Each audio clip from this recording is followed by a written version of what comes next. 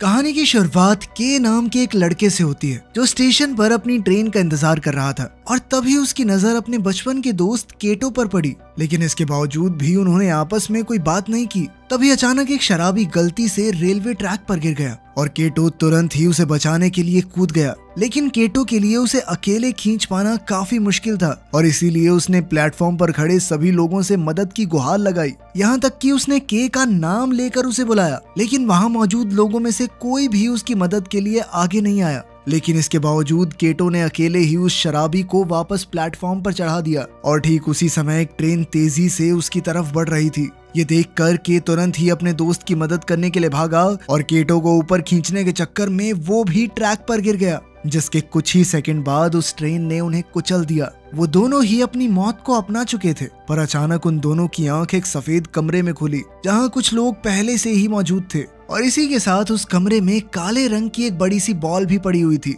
उन दोनों ने उस कमरे से बाहर निकलने का रास्ता ढूंढने की कोशिश की, लेकिन सभी खिड़कियां दरवाजे बंद थे और अब उन दोनों को समझ नहीं आ रहा था कि आखिर उनके साथ ये हुआ क्या है। तभी एक आदमी ने उन्हें बताया कि वो सभी लोग मर चुके थे और उन सब की आंख इस कमरे में ही खुली हैं, मानो ये कोई स्वर्ग या नर्क का कमरा हो। ठीक उसी समय उस काली बॉल से कुछ लेजर लाइट्स निकली और एक लड़की का शरीर बनने लग गया, जिस पर उस आदमी ने उन्हें बताया कि वो लोग भी इसी तरीके से वहां आए थे। उस लड़की ने कपड़े नहीं पहने हुए थे, जिस वजह से हिरोशी नाम का एक आदमी उसे गंदी नजर से देखने लगा। पर तभी केटो ने बीच में आकर उस लड़की को अपनी जैकेट से ढक दिया। उसी वक्त उस बॉल पर एक मैसेज दिखाई दिया जिसमें लिखा हुआ था कि वो सभी अपनी जिंदगी गंवा चुके हैं और अब उनकी नई जिंदगी का फैसला ये बॉल खुद करेगी। इसके बाद उस बॉल ने उन्हें ऑनियन नाम के एक अजीब से दिखने वाले जीव की तस्वीर दिखाई और कहा कि इसे ढूंढकर जान से मार दो। इसके बाद ही उस बॉल ने उन्हें कुछ बंदूकें और सूटकेस भी दिए। पर जब वो बॉल ये सामान देने के लिए खोली तो उन सभी को उसके अंदर एक आदमी बैठा हुआ दिखाई दिया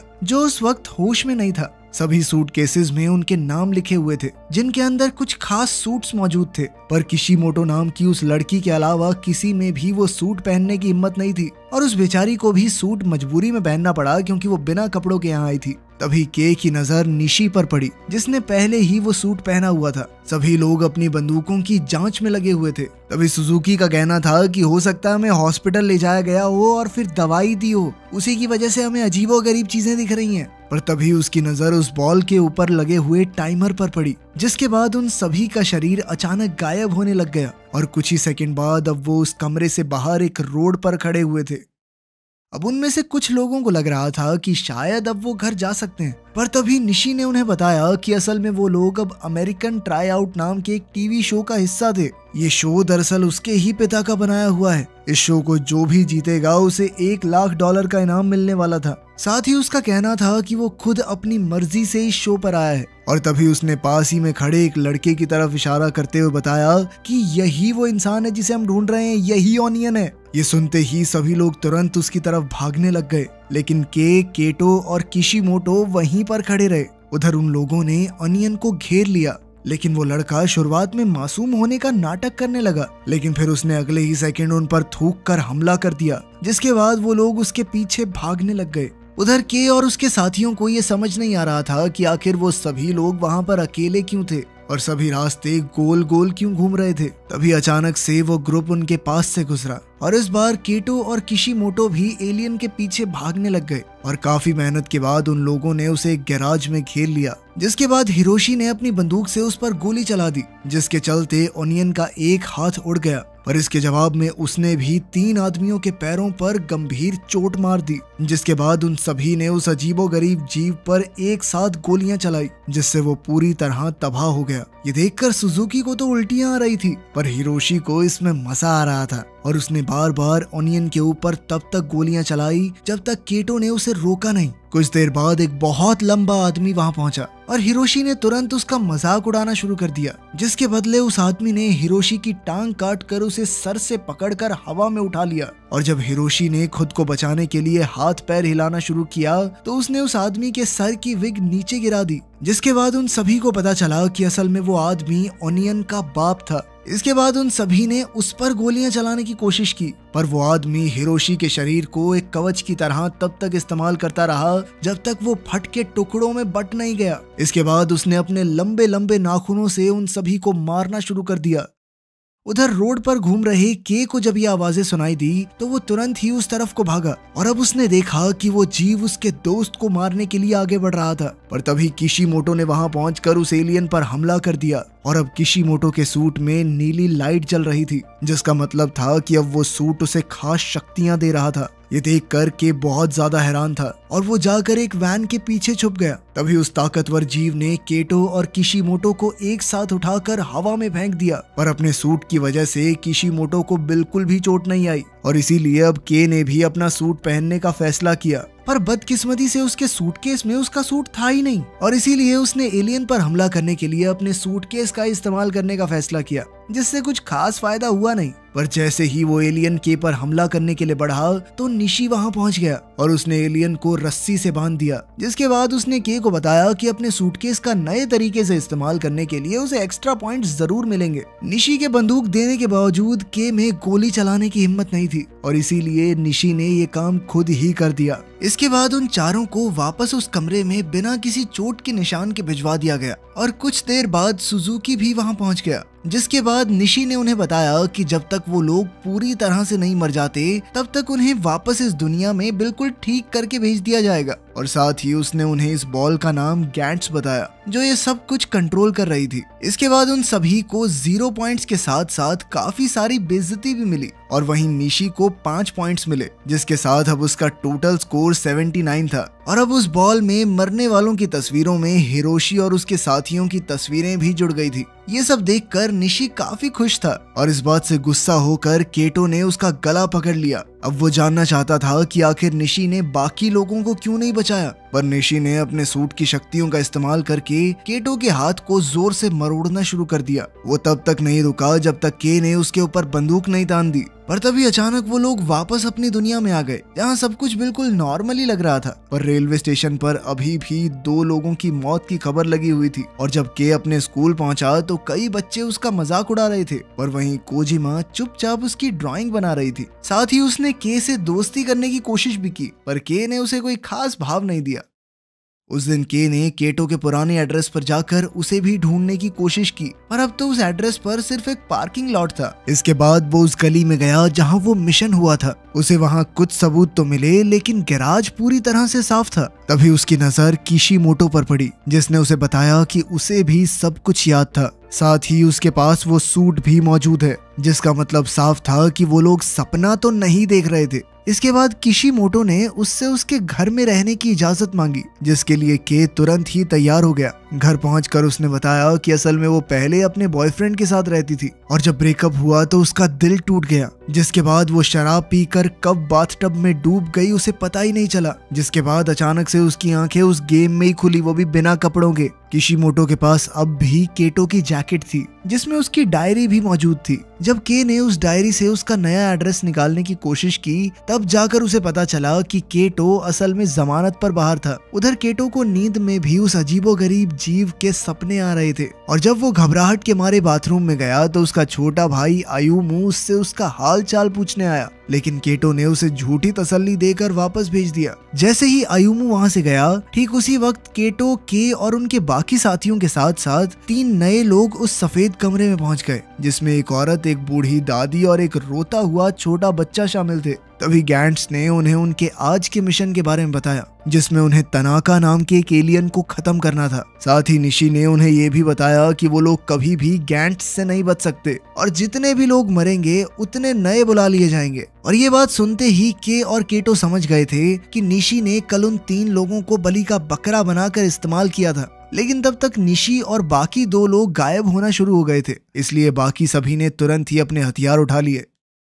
दादी और वो छोटा बच्चा सबसे पहले एलियन के सामने आए और उस एलियन ने बड़े ही आराम से गाने सुनते हुए उन्हें जान से मार दिया। और जब के वहां पहुंचा तो वो अपने सामने पड़ी लाश को देखकर डर गया। उस वक्त भी वो एलियन वहीं खड़ा होकर बाकी लोगों का इंतजार कर रहा था, पर बदकिस्मती से के का एक हाथ और गोली अभी तक नहीं आया था और जैसे ही एलियन ने उस पर हमला किया तो वो अपने सूट की बदौलत बच गया और फिर ऐन वक्त पर उसने भी अपनी बंदूक से एलियन पर हमला कर दिया, जिसमें उस एलियन का रेडियो टूट गया, जिसके बाद वो बहुत ज्यादा गुस्से में आ गया अब उसने निशी को इनविजिबल मोड से बाहर लाने के लिए एक जोरदार हमला किया, जिसके चलते निशी एक वेंट के जरिए नीचे गिर गया। जिसके बाद उस एलियन ने उसके ऊपर चढ़कर उसे इतनी जोर से मारना शुरू किया कि उसका सूट तक टूट गया। तभी केटो ने बीच में कूदकर उस एलियन को रोकने की कोशिश की और जैसे ही वो दोनों जमीन पर गिरे तो उस एलियन ने एक बार फिर केटो पर लाइट से हमला करने की कोशिश की, पर केटो ने अपने सूट की ताकत से उसे हवा में उठा दिया।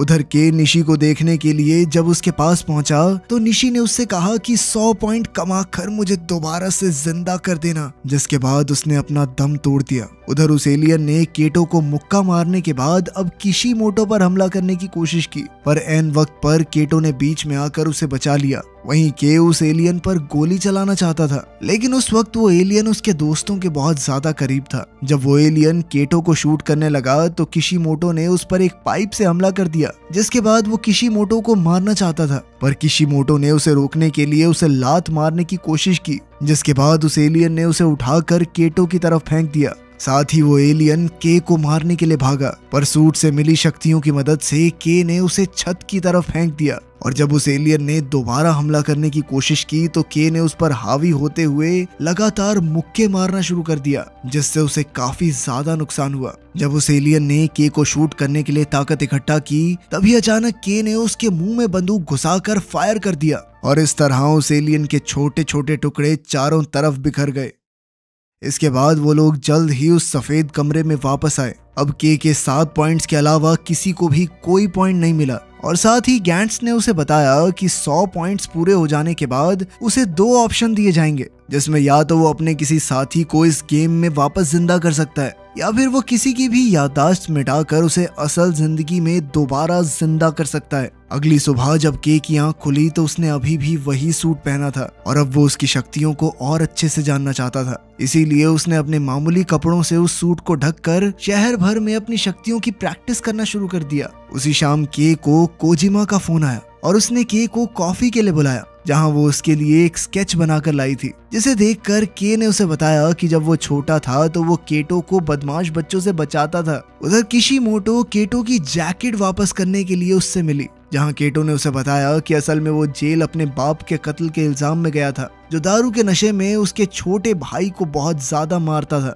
कुछ देर बाद केटो ने न्यूज में देखा कि पुलिस गैराज में हुई तबाही की जांच कर रही थी और उसी शाम खाना खाते वक्त आयुमू ने उसे बताया कि कुछ दिनों से उसे सपने आ रहे हैं कि उसका भाई कहीं गायब हो जाता है, जिस पर केटो ने उसे भरोसा दिलाया कि मैं कहीं नहीं जाने वाला। उस रात उन्हें एक बार फिर उसी सफेद कमरे में बुलाया गया, जहां इस बार कुछ नए लोग भी थे और उनका आज का मिशन था इल टेम्पर्ड नाम के एक एलियन को मारना। मिशन मिलते ही केटो ने सभी लोगों को सूट्स पहनने को कहा और वहां मौजूद प्रीस्ट कहने लगा कि मैं किसी को मारने जैसा गलत काम नहीं करूंगा। जिसके बाद वहां एक बहस शुरू हो गई जो लोगों के गायब होने के साथ खत्म हुई। इसके बाद उन्हें एक म्यूजियम में ले जाया गया, जिसके बाहर 2 बड़े बड़े स्टैचू बने हुए थे और उन्हीं में से एक एलियन था। पर उनके प्लान डिस्कस करने से पहले ही एक नए साथी ने लेफ्ट वाले स्टैचू को गोली मारकर तबाह कर दिया, जिसके तुरंत बाद दूसरे स्टैचू ने उन पर हमला करना शुरू कर दिया, जिससे बचना ज्यादा मुश्किल नहीं था। इसी बीच उस प्रीस्ट ने म्यूजियम के अंदर जाकर प्रार्थना करना शुरू कर दिया,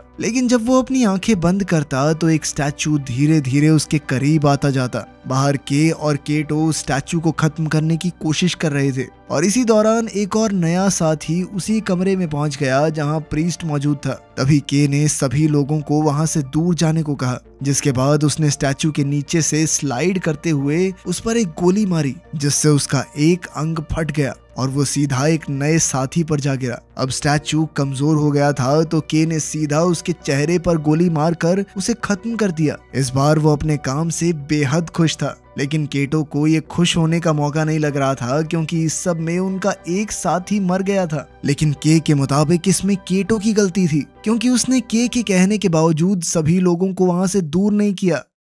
उधर सफेद कमरे में गैंट्स का टाइमर रीसेट हो गया था। ठीक उसी समय उनकी एक जख्मी साथी म्यूजियम से बाहर निकली, जिसे देखते ही वो समझ गए कि अंदर एक और एलियन मौजूद है। जैसे ही वो तीनों अंदर पहुंचे तो उन्हें प्रीस्ट की लाश दिखाई दी ठीक उसी समय बहुत सारे हाथ वाले स्टैचूज ने के पर हमला कर दिया, जिससे बचने के चक्कर में उसका हथियार छूट गया। मौका देखते ही स्टैचू ने उस पर कई सारे वार करना शुरू कर दिया, लेकिन तभी केटो ने बीच में आकर उसे दूर घसीट लिया, जिसके बाद वो के को किशिमोटो के पास छोड़ गया, क्योंकि उसका कहना था कि अब उसकी बारी थी अपने दोस्त के लिए लड़ने की, ठीक वैसे ही जैसे के उसके लिए बचपन में लड़ता था। इसके बाद केटो उस कमरे में वापस गया और उसके कमरे में घुसते ही एलियन ने उस पर हमला कर दिया, जिससे वो बड़ी मुश्किल से बच पाया। इसके बाद एलियन ने अचानक उससे बातें करना शुरू कर दिया, और जैसे ही केटो ने अपनी बंदूक नीचे की, तभी उस एलियन ने दोबारा हमला कर दिया, जिसमें केटो की बंदूक नीचे गिर गई। अब एलियन के मुताबिक उसे अपने दोस्तों की मौत का बदला लेना चाहिए, पर ठीक उसी समय पर किशिमोटो ने उस पर गोली चला दी और एक जोरदार धमाका हुआ, पर बदकिस्मती से एलियन उस हमले से बच गया था। फिर उसने किशिमोटो को उठाकर दूसरी तरफ फेंक दिया, जिसके बाद उसने अपने सभी हाथ खोलकर कई सारी तलवार निकाल ली, जिसे देखकर केटो ने भी अपने सूट से एक ब्लेड निकाला और उस स्टैचू पर हमला करना शुरू कर दिया। पर यह साफ था कि वो एलियन केटो से कई गुना ज्यादा शक्तिशाली था, और उसने केटो पर कई सारे हमले करके उसे हवा में उछाल दिया। पर तभी किशिमोटो ने बीच में आकर उसे पकड़ लिया, जिसके बाद वो खुद उस एलियन पर हमला करने के लिए गई, पर उस एलियन ने उस पर एक साथ कई सारी तलवारों से हमला कर दिया, जिसके बाद वो केटो की बाहों में गिर गई। साथ ही मरने से पहले उसने केटो को किस करने की कोशिश की, लेकिन इतना करीब आने से पहले ही उसने अपना दम तोड़ दिया। इसके बाद गुस्से से भरे केटो ने भी उस पर हमला करने की कोशिश की, पर एलियन ने उसे भी मारकर हवा में उछाल दिया। अपने दोनों साथियों को ऐसे मरता देख के बहुत ज्यादा गुस्से में आ गया। अब उसने अपने सूट को एक्टिवेट करके उस एलियन से लड़ना शुरू कर दिया, और इसी बीच उसकी नजर ऊपर पड़ी एक गन पर गई। जैसे ही वो बंदूक लेकर एलियन पर हमला करने लगा, तो एलियन ने अपनी तलवारों से उसे ढक लिया, जिसके बाद उसने एक छोटा सा स्टैचू जमीन पर फेंका, जो देखते ही देखते बहुत बड़ा हो गया। फिर उसने के को पकड़कर जोरदार तालियां मारने की कोशिश की, लेकिन किस्मत से के बच गया। इसके बाद उसने केटो की बंदूक लेकर उस स्टैचू पर एक फायर किया, जिसके चलते उस स्टैचू का एक हाथ उड़ गया। इसके बाद के किसी तरह से उस स्टैचू के मुंह के जरिए उसके अंदर घुस गया, जहां पहुंचते ही उसने चारों तरफ गोलियां चलाकर उसे तबाह कर दिया। अपने दुश्मन को खत्म करने के बाद के अपने दोस्त केटो के पास गया, लेकिन बात करने से पहले ही के गायब हो गया। इस बार उसके साथ सुजुकी और एक नया आदमी तो था, पर उसके दोस्तों में से कोई भी वहां मौजूद नहीं था, जिसका मतलब था कि वो लोग मर चुके थे। गैंट्स ने के को 13 पॉइंट्स दिए, जिसके बाद उसे केटो और किशिमोरो की तस्वीर मरे हुए लोगों में दिखाई दी, और जब उसने उन्हें दोबारा जिंदा करने की बात कही, तो गैंट्स ने उसे बताया कि उसके लिए 100 पॉइंट्स चाहिए थे। अगली सुबह कोजिमा ने देखा कि के काफी उदास था। उसने भी के से बात करने की कोशिश की, पर के ने उसे कोई खास जवाब नहीं दिया। शाम को रेलवे स्टेशन पर एक बच्चे का खिलौना ट्रैक पर गिर गया, और जब के ने उसे वो खिलौना वापस दिया, तो ठीक उसी समय पर ट्रेन काफी तेजी से उसकी ओर बढ़ने लगी, लेकिन के हिलने को तैयार नहीं था। पर तभी कोजिमा ने उसे जबरदस्ती ऊपर खींच लिया, जिसके बाद उसने के सामने अपने प्यार का इजहार किया। कुछ देर बाद के आयुमो को उसके भाई की मौत की खबर देने के लिए पहुंचा। उसी रात उन्होंने एक बार फिर गैंट्स को बुलाया, और इस बार के और सुजुकी के साथ साथ कई और नए लोग भी शामिल थे। और उधर केटो उसी मीटिंग के बाहर खड़ा होकर पुलिस को जांच करते हुए देख रहा था। वीडियो पसंद आई तो लाइक कर देना, चैनल को सब्सक्राइब कर लेना। मिलते हैं अगली वीडियो में।